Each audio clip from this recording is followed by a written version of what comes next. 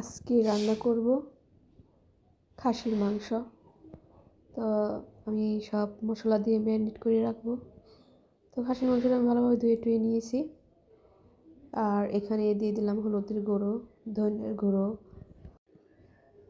মরিচের গুঁড়ো আর লবণ দেব। আর পেঁয়াজ কেটে নিয়েছি। তো একটু লেবু রস দেব। তো এগুলো দিয়ে ভালোভাবে আমি মাখিয়ে ম্যারিনেট করে রেখে দেব। খাসির মাংসটা ম্যারিনেট করে রাখতে পারলে ভালো হয়। আর তো আছেই, আদা রসুন দেব,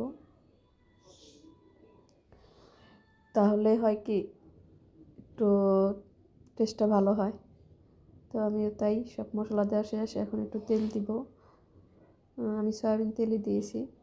তো এখন তেল দিয়ে ভালোভাবে মাখিয়ে রাখবো।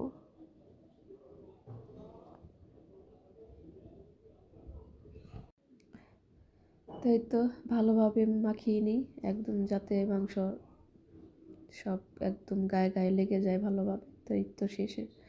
তো এখন রান্না শুরু করব। আমি রেখে দিয়েছিলাম প্রায় 1 ঘন্টার মতন। তো এখন এই তেলের মধ্যে জিরা তেজপাতা দিয়েছি, এখন পেঁয়াজ দিয়েছি। তো পেঁয়াজটা আমি ভালোভাবে ভেজে নেব। যেহেতু ওখানে পেঁয়াজ দিয়েছি মাংসের মধ্যে, অল্প দিয়েছি। আর এখানে পেঁয়াজটা একটু লাল লাল করে ভেজে তারপর মাংস দেব। এখানে দিয়ে দেবো আমি গোটা গরম মশলা, লং আর এলাচ, না এলাচ না, দারচিনি। তো লং দিলেই হলো আর কি, গরম মশলা। তো এই যে মাংসগুলো দিয়ে দিয়েছি। আমি পেঁয়াজটা একটু লাল লাল করে ভেজে নিয়েছি, তারপর মাংস দিয়েছি। আর দিয়েছি কাঁচামরিচ।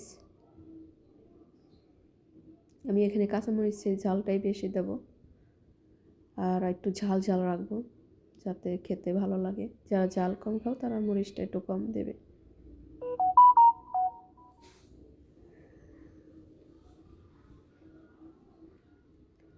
তাই এখন ভালোভাবে কষিয়ে নেব।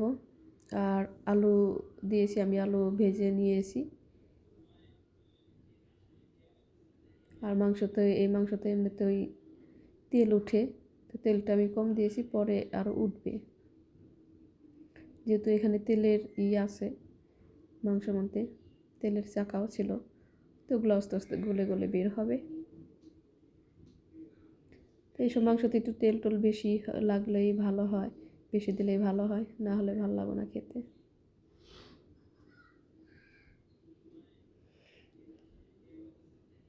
তো এখন ভালোভাবে কষিয়ে নিয়ে তারপর আমি প্রেসার কুকারে দেব, যেহেতু এই মাংস এইভাবে সিদ্ধ হবে না। তো কষানোটা প্রায় শেষ হয়ে গেছে। এই যে উপর দিয়ে তেল ভেসে গেছে, এখন কষানোটা শেষ মোটামুটি। তো প্রেসার কুকারে দিয়ে দিয়েছিলাম আমি। তো আমি 4টা সিটি দিয়েছি।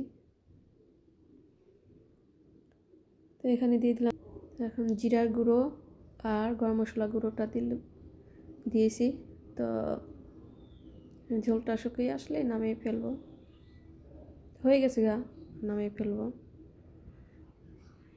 ওই যে আলু দিয়ে দিয়েছিলাম আমি, এখানেই দিয়েছি আলুটা আর কষাইনি মাংসের সাথে, আমি প্রেসার কুকারে ডাইরেক্ট দিয়ে দিয়েছি। যেহেতু বাচ্চারা একটু আলু খেতে পছন্দ করে সাথে, তো এর জন্য আলু দিয়েছি। আলু না দিলেও হতো। আর খাসির মাংসতে অত আহামরি পেঁয়াজ দিতে হয় না, তাহলে তরকারি একটু মিষ্টি ভাব চলে আসলে ভালো লাগবে না। তো খাসির মাংসতে একটু পেঁয়াজটা কমই দিতে হয়। তো এই আমার মাংস রান্নাটা শেষ। কেমন হলো? যদি এই ভিডিওটা ভালো লাগে তাহলে আমার চ্যানেলে সাবস্ক্রাইব আর লাইক কমেন্ট করবে, তাহলে নতুন নতুন ভিডিও তোমরা পেয়ে যাবে। তো তোমরা ভালো থেকো, সুস্থ থেকো।